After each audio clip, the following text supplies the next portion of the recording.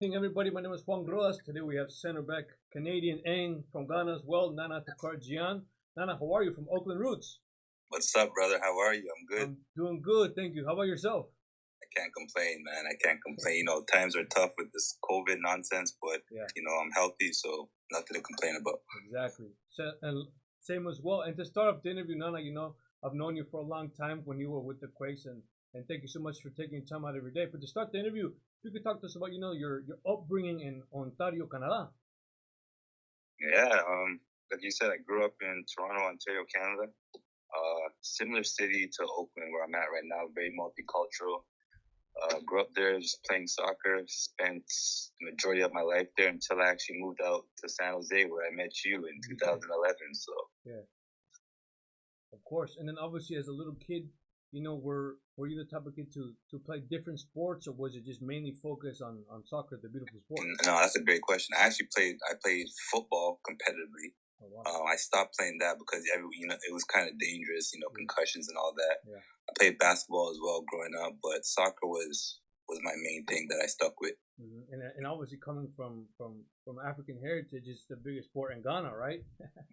It definitely is. You saw our national team had a good little run there, 2010, but lately we've been slacking. But hopefully we could pick it back up soon. Exactly. And then what if you could talk to us about your favorite food and music as well? Oh, good question. I'm a big. It's good to sound crazy. I love anything with guacamole, avocados. I'm good.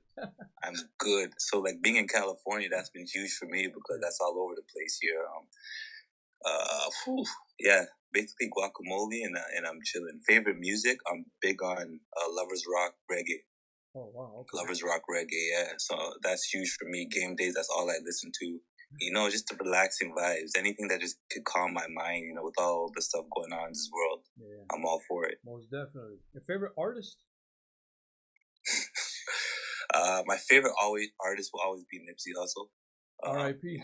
Yeah, R.I.P. to Nipsey, but that will forever be my favorite artist. He's been, I started messing with him before he even blew up. Yeah. Growing up, so that's forever. You ask me that question 10 years from now, I have the same answer. Most definitely. And obviously, you were born in Canada. You have, your roots from Ghana. How many languages do you speak? Do you speak French? Merci beaucoup. I actually don't speak French. A lot of people have been asking me that. Yeah, so I'm from Ontario, right, where it's not mandatory to know French. Okay. Quebec is where it's mandatory. So I learned. They taught us French in school. I never really paid attention. I regret it right now, though. I wish I spoke French.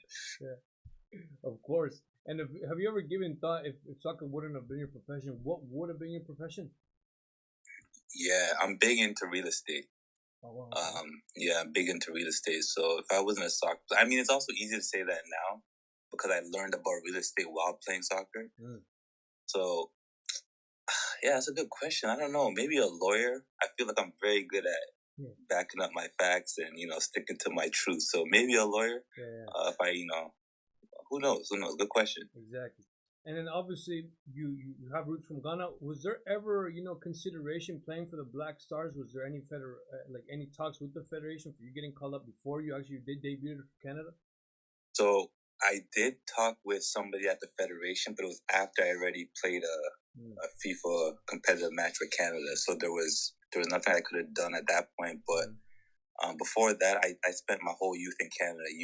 I started playing with the Canadian youth national teams at U15. So from U15 all the way up till I got my first cap, I was with Canada national team. Would you have wanted to represent the Black Stars? Of course. I'd be crazy to say no, right? Yeah. That's such a... I'm from Ghana. That's where my roots are. I have all the love in the world for Canada. I don't regret playing for Canada at all. Yeah. But who wouldn't want to play for, such a historic national team? Of course. What part of Ghana are you from? Kumasi? Kumasi and Accra. Oh, wow. Okay. Yeah. Wow. And then you obviously stay rooted to your roots, right? Because from what I've seen on your social media, you always go back to Ghana and things like that. Yeah, I go back every year. I try to go back every year. This year I won't be going because of COVID, but I was there last off season, the year before that, the year before that. Every year I try to go at least for the winter holiday. Of course. And then if I'm not wrong, I did my research before you even signed with Toronto FC. You had a training stint with Everton. If you could talk to us about that crazy situation, training with a top club in England. Yeah, so our similar to what the ODP is here in the US, we have our provincial teams back home in Canada, and my provincial team Ontario actually had a partnership with Everton. So they came over to Ontario. We played a few games, and yeah, they invited me over there. I went over there at a young age. I wasn't ready mentally to go over there. You know, I just wanted to be home. So if you ask about one of my regrets in my career, it would be that. Obviously, I was young. I didn't know any better, but it was a fun time. I learned a lot. What big players were there? Like, you train with the main team? No, I didn't train with the main team. I trained with the youth team. So Anichebe was there, the striker. I'm not sure what he's playing now. Right? Sorry? The Nigerian? Yes. I believe it's James Vaughn, if I'm correct. He was also there. Yeah. Big players. And then obviously in August 9th, 2008, I'm pretty sure it's a special moment and day in your heart. You debuted with Toronto versus Rapids. You know, if you could take those, you know, to like your emotions, like what was going through your head, you know? Were you nervous? Yeah. I remember that game. Was I nervous? Wow, was I nervous? I remember the night before. So the day before, the day leading up to the game, the coach actually talked to me, told me there'd be a good chance you would play tomorrow. Yeah. You know, you're a kid. You don't think that's gonna ever happen, and you know Toronto support. They're crazy. So like, I couldn't sleep all night. I remember that going into that game. Yeah. Were you tired? Sorry. Were you tired at all from not sleeping? No, because I got to nap during the day and stuff. But I remember when he called my name to warm. I'll never forget this, dude. The butterflies, man. Oh my god, the butter. It's hard to explain that feeling. It's like you're not even in yourself. You know, you just like. But no, once I got in, I remember I did one thing right, and the nerves just went away. I was just myself again. Yeah.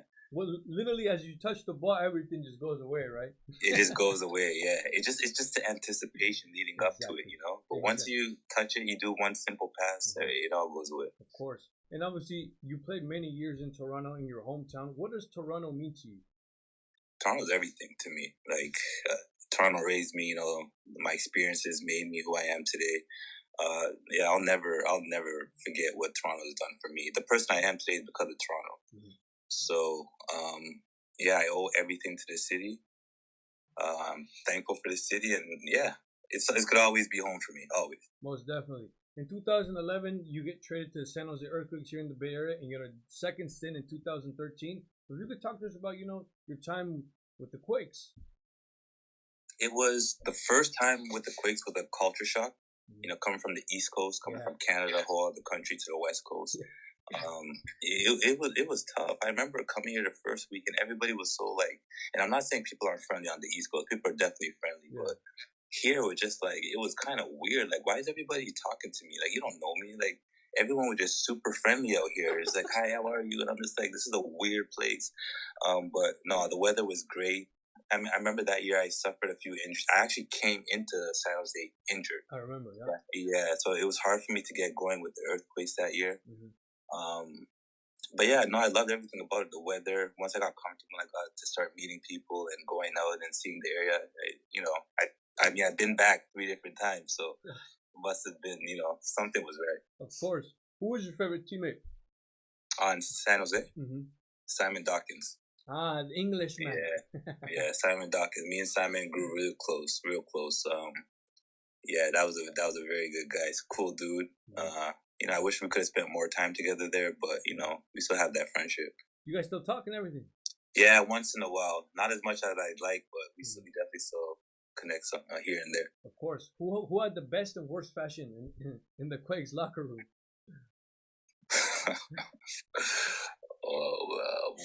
Best, I would say Simon. Oh wow, okay. I would say Simon. Simon had the best. Worst, I'm gonna have to go with Sam Garza. I remember Sam. Yeah, I'm gonna have to go with Sam Garza. Yeah. And the funniest and shyest? Funniest 2011. I can't remember his name. Was it Ellis I can't remember. McLaughlin, Ellis McLaughlin. He was funny. That was a funny dude. He was a very funny dude. Shyest, I would have to say Sam Garza as well. He had a shy personality. Oh, he wasn't like very outgoing and stuff like that? No. If he got to know you, yeah, but if he didn't, he was very to himself. Yeah, of course. And is there like a good memory that you could tell us, the fans, of only probably the players knew like something possibly happened at the hotel, in the training ground, or like in the airport? Something that you remember that was kind of like hella funny that only you guys probably knew? Every day was funny, to be honest, with that team. Yeah. I mean, Frank Yallop was a great coach. He was a funny dude himself, Yeah, you know. yeah. So he just created an environment that was very laid back. You wouldn't show up to training stressed. You knew if you showed up, you were gonna laugh probably the whole 2-3 hours you were there. So every day was like that, to be honest with you. Of course. Did you want to leave the Quakes? No, like I said, the first year was 2011. It was hard for me to get accustomed to it. Again, culture shock, paired with all the injuries I was having. Yeah. At the end of the season, I just wanted like a fresh start. It wasn't so much my time with the Quakes; it was the year in general. You know, I suffered a lot of injuries in 2011, even in my time in Toronto. So for me, it was just like, let me just try something new next year. You know, obviously I came back to the Quakes. That speaks a lot on the organization because there was something that I clearly missed. But no, it was just 2011 in general was a tough year. Yeah, of course. And if you could talk to us about your favorite teammate on the national team and right now with Oakland Roots. Ooh, national team. I again, both teams I'm close with everybody on my team. Both those teams, but I would say the national team. The one person who I got closest to is Julian de Guzman. Julian. Wow. Yeah. He's like a mentor to me, so I speak to him every day. Wow. Even if just about life, you know, I rarely talk to him about soccer, just about life and stuff. So, here with Oakland Roots, I got close with everyone. The players were great. I'm very close with all the players, but with Matt Fondy, he has the Oakland Genesis thing he's doing. I'm a part of that, you know, helping the youth kids in the Bay Area. So I spend a lot of time with him, and hopefully we can grow that into something that really helps the kids here in, you know, the Bay Area. Most definitely. And then I was also reading that you had an opportunity to sign with FC Union Berlin in Germany. But what happened? Like could you guys not agree on terms, or like was it the salary? No, I was just stupid, to be honest with you. I'll keep it all the way, you know, 100 with you. That was the biggest mistake of my career. You know, I had the opportunity to do that. I mean, it's a great club. A few years later, they're in the Bundesliga, right? Exactly. But for me, you know, looking back on my career, I could say in that moment I was very comfortable. You know, Union Berlin, for those who don't know, is in East Berlin. East Berlin is not West Berlin. I'll just put it that way. So, you know, in my mind, it's East Berlin or sunny California. You know, and I made the decision to come back to San Jose. I don't regret. You know, do I regret it? Yes, I do. But you know, coming back to San Jose also opened up a bunch of other doors for me. So, you know, it's 50-50, but that was definitely a decision. If I could take it back, I probably would. Just because who knows where I could have been, you know, in my career right now. Exactly. And if I'm not wrong, in 2012, you have your first stint in Europe, specifically in Finland with Haka. If you could talk to us about, you know, like what surprised you about the league, like, and how was your overall experience playing in Europe? I'm pretty sure hella cold as well. Not it was real California. cold, but I'm good with the cold, you know, being from Toronto and stuff. But the level of play was real high, real high. I didn't expect it to be that high. The players, you know, that I remember that year there was players who went from Finland to Schalke. Wow. You know, so like the level was real high. It was a good experience. And it was exactly what I needed. Like I said, in 2011, I needed something to just get my mind, you know, refreshed again. And that experience did that for me. So that was a very beneficial experience. Most definitely. And so something us the fans don't know about Nana Attakora. Something maybe apart from the soccer world. That's a great question. I mean, people see me on the field and they see, you know, very aggressive. You know, I'm a center back. I have no choice. I have to be aggressive and, you know, take, you know, no prisoner type of mentality. But off the field, I'm very approachable. Yeah. You know, I get along with everybody. I'm not the type of guy. You will never catch me arguing with somebody. Never. I just don't see the point. Well, what am I going to argue with you for? If you think you're right, go and be right. You know, I'm not going to yell at you. But because of my, you know, my aggressiveness on the field, a lot of people think sometimes maybe he carries that off the field. Total opposite. I could be the friendliest guy you could ever meet. So. And then on Facebook, why do you have Kojo? What does that mean? Kojo. That's in Ghana, Ghana, West Africa. Kojo means Monday, the day I was born. Oh wow, okay. Yeah, so I won't be the only Kojo from Ghana that you guys meet. So Yeah, that just means the day I was born. Yeah, okay, for sure. And then after the Quakes and after your stint in Europe, you guys signed with DC United, San Antonio, Fort Lauderdale. Was it frustrating, signing with different teams year after year? Like is it frustrating as a player, maybe not wanting to leave every year? Depends how your mentality is. For me, it was twofold. So a lot of the teams ended up folding. San Antonio actually left NASL, got new owners, went to USL. Fort Lauderdale folded. But I was also a person where I got to experience a ton of different cities. Yeah. I got to live South Florida, Texas, West Coast, East Coast, So like I tell everybody when I look back at my career and where I played, I haven't played in a place where I didn't like. I loved every single city I played in. Yeah. I met a ton of great people, made a ton of connections. So for me, no, I can't say that it'd be frustrating. Yeah. I learned a lot. So I'm very grateful for all the places I played. Most definitely. And then in 2017, the SF Deltas, you signed with them. You guys were champions, which is crazy. If you could talk to us, about that amazing season. But unfortunately, if you could tell us what happened with the organization, why the hell did they disappear after a year of winning the damn championship? Oh my goodness, that. I mean, I'm still 3 years later. I'm still trying to figure out why they made that decision. We had a great team. We had a great coaching staff. Obviously, we won the championship, like you said. Yeah. For me, that was one of the most complete rosters I've been on. Wow. Top to bottom. I am not, I'm not the owner. I can't speak on why they folded. Do I support the decision? Definitely not. But they had to protect their interests. No problem. We all moved on. But yeah, what a year that was. We were coached by Mark DeSantos, who for me is probably arguably one of the best coaches in North America. Yeah. It was a fun year. Most definitely. And in February 2020 of this year, you signed back with a team in the Bay Area, specifically with Oakland Roots. What are your impressions on the NISA League? Obviously you guys went to USL, but talking about right now. Yeah, NISA is a good league. It's going to be a growing league. They have a lot of stuff, that they're gonna implement that's just gonna make the league even better. But I was really impressed with the league, the quality in the league. There's a ton of good young players who have bright futures. Yeah. I enjoyed my time in the league. The 1 year I was there, obviously we lost in the finals, but they do things right. So I wish them the best. I would love to see this league grow. Most definitely. And obviously, you guys played during COVID, and I'm pretty sure when you guys were training, the temperature, there's probably a swab. But talk to us about, like playing that tournament, very important tournament during COVID. Yeah, no, our club, even before the tournament, our club Oakland Roots did a great job with testing, with protocols. We spent a good, I want to say like a month, maybe even a bit over, in small-sided groups, training, because of the rules. But I mean, we were tested every week.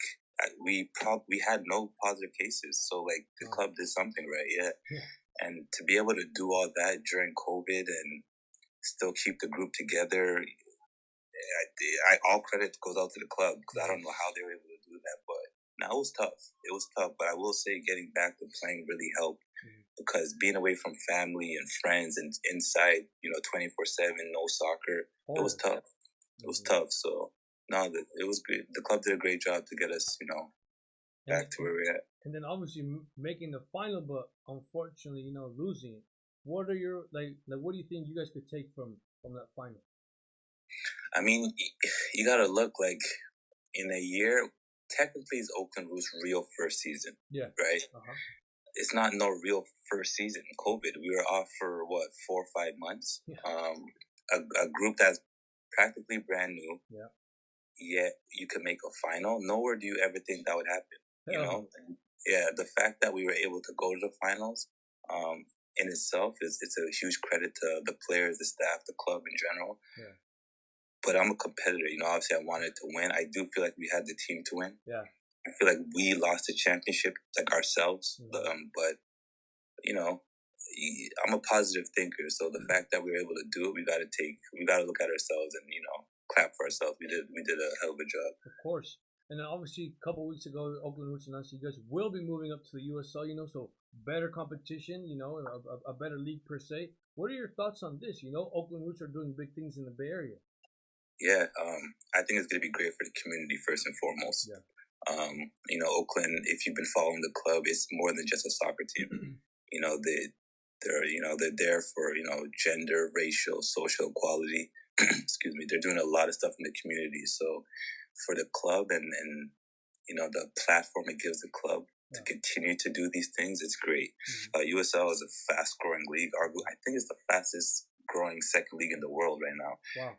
So the fact that the Roots are going to be a part of that, it's going to be great for the community. So I'm excited for that. Will we see our Capitan with Oakland Roots next season? We'll gotta wait and see on that. Like I said, I love the Bay Area. Yeah. And I could have left here and never came back. I've been back, not once, not twice, 3 times now. So there's something about this place that's home for me as well, right? So, let's wait on it and see. We'll see what happens. Of course. And obviously, Oakland is a very diverse community, from a lot of Latinos, from Africans, But who is the funniest and shyest player in the Oakland locker room? I'll say Ariel Mumbi. He's actually from San Jose. Yeah. A great talent. He just turned 19, actually. For me, he was the biggest surprise down in that tournament. That kid is funny. He's very funny. He's got a bright future, if he could just put the work in. Yeah. I could see Mumbi going to Europe and doing big things one day. Wow. And then obviously representing DR Congo. Yeah, exactly. And another African, smart kid, intelligent kid, a ton of talent. So hopefully we'll see how far he can take it. Of course. And obviously being a center back, who has been the toughest striker, that you've encountered throughout your long career? Oh, wow. Wow, what a question that is. It better not be Wando, man. It better not be Wando. No, Wando's a great striker, but unfortunately I can't pick you, Wando. Great striker, though. Oh, that is a tough question. I would say... I have to say Thierry Henry. Oh. I have. That's a no-brainer for me. I have to say Henry. Yeah. But that's an easy answer. I'm also gonna say U23 qualifying. We played Mexico U23s in Kansas City and Polito. Oh, Alan. Oh my goodness, bro. That's a world-class striker. Yeah.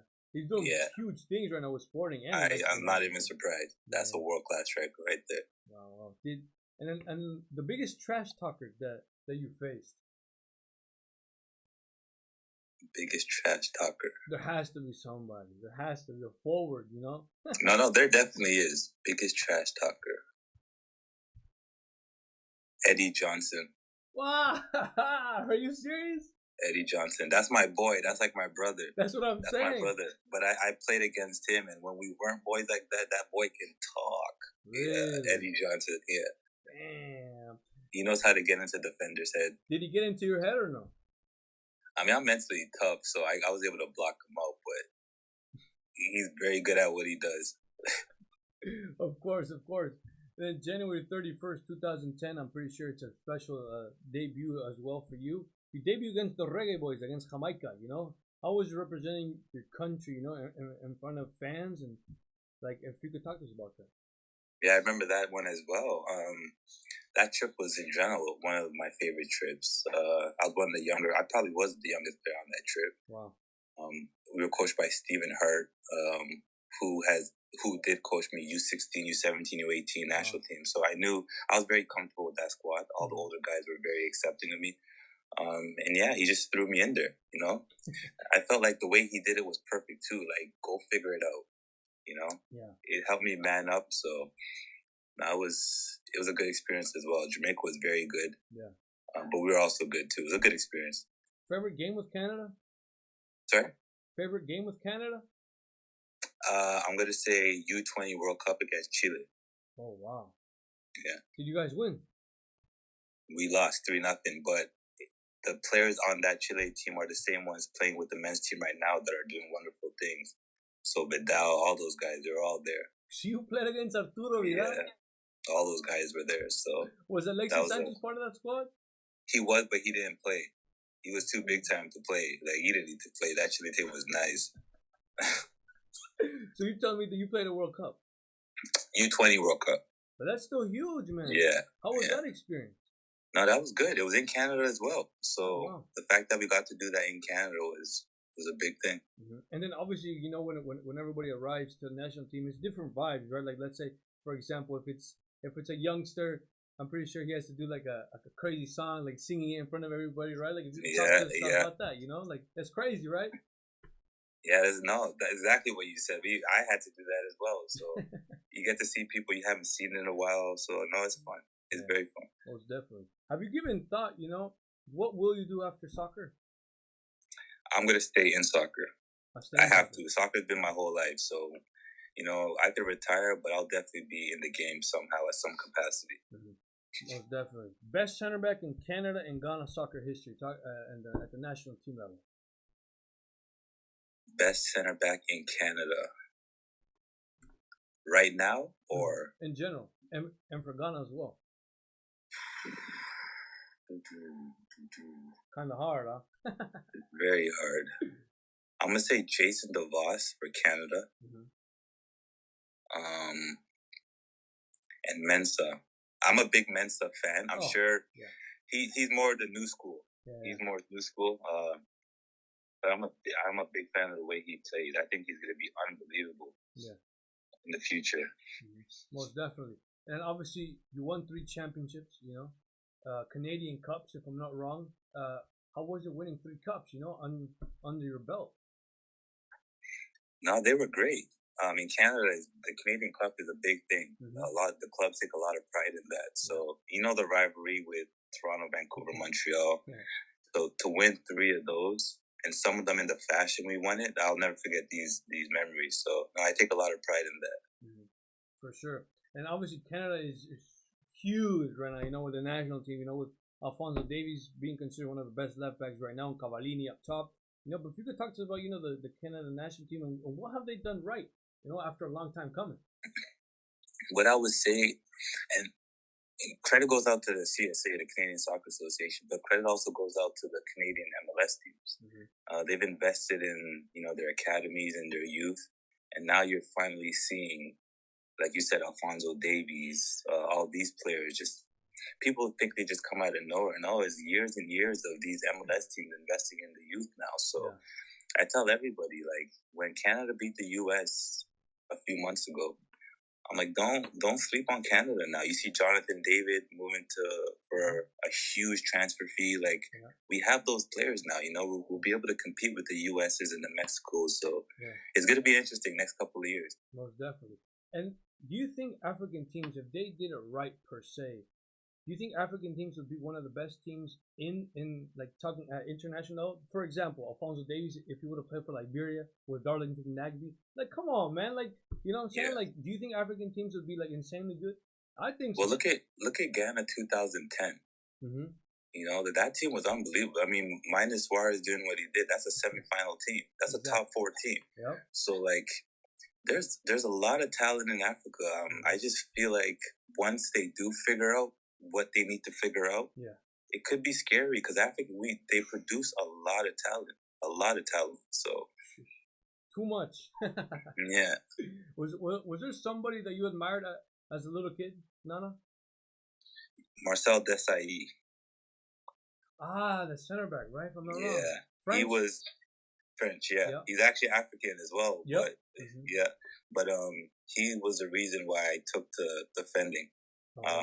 When I go back to Ghana, he actually has a training facility in Ghana where I go and train at. So he's always been someone I've looked up to. Have you met him? I met him once. Take a picture? No, I didn't. I actually didn't. Well, for sure. The most difficult moment in your career so far? 2013, actually in San Jose when I suffered that concussion. Oh, wow, okay. Yeah. I you know, a lot of people told me I wouldn't play again. If you guys remember, I think it was 7-8 months I was out for. Mm-hmm. I couldn't get over it, but you know, I didn't think I'd play soccer again. So mentally, that was very frustrating. But you know, thank God I was able to, you know, overcome that and get back to playing. But that was definitely the toughest moment of my career. For sure. And what do you think has to happen, FIFA or like MLS or like the big, you know, the big teams to stop racism, you know? Yeah, that's a, you know, It's a hard question. it's a tough one because I just feel like if you saw what San Diego did the past couple weeks, Yeah. you know, just okay, well, we'll walk off the field. Mm-hmm. If I mean, at this point, what can you do? Like, Yeah. you could wear all the shirts you want. You could Do everything that's just, right. yeah. What they did for me, like as a black, to see them do that, Mm-hmm. that I was just like, good for you, you know, good for Yeah. the club to take that stance and to just drop points like that. You're up 3-1 to walk off. The respect I had for San Diego just went through the roof because of that. All respect to the players, to Landon, to make that decision. So if it needs to get to that, then let it get to that. Exactly. Because there's no room for that in this sport. You know, Colin Martin, who I play with in DC, one of the nicest guys in the world. There's no room for any of that. Completely agree. To finalize the interview, Nana, if you could tell us about, you know, like when you received your first check from Toronto, do you remember what you purchased with it? You remember or no? I don't remember, actually. I was super young. I was still in high school. Damn. Yeah, I was still in high school. So, yeah, I can't remember what I purchased with that. But I definitely didn't go crazy. I had parents who were very, they weren't going to let me do any of that stuff. But no, I could have probably just went and bought a ton of pizzas and stuff. I was young and stupid, so who knows? For sure. Well, thank you so much, Nana. You know, it was an honor, you know, interviewing, you know, from knowing you possibly like 8-9 years of around 9 there, years, you know? yeah. So it was a true honor interviewing you, you know. So thank you so much. I wish you the best. Hopefully you stay with Oakland because I wanna go to Oakland and see you play, you know. So thank you so much. For sure. God bless you and your family. Thank you, brother. I appreciate you. We'll definitely be in contact. And thank you for doing this again. For sure, Nana. Thank you for watching my video. If you guys could share it with your family members and friends, that would be much appreciated. To all the people around the world who watch my videos, thank you so much. If you could like and subscribe to my channel, I would love that a lot. Until next time, thank you.